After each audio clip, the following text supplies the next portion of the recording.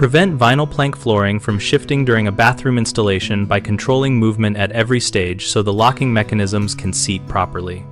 Start by preparing a perfectly flat subfloor because even small deviations let planks shift while you tap them into place.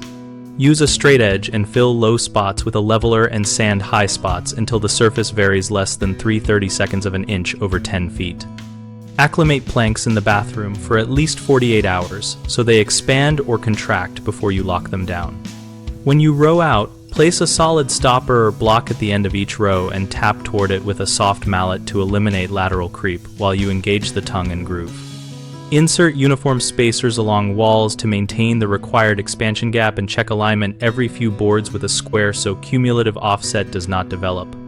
Work in manageable sections so you complete a bay before stepping away, which reduces disturbance and ensures the locking profile is fully engaged.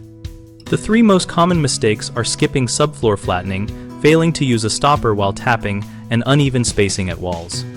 If you skip flattening the subfloor, you will get gaps and shifting, so take the time to level and sand until straight.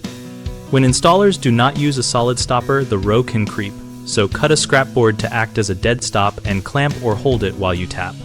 If spacers are uneven or missing, the expansion gap will close and force boards to move, so use consistent spacers and measure gaps periodically while you work.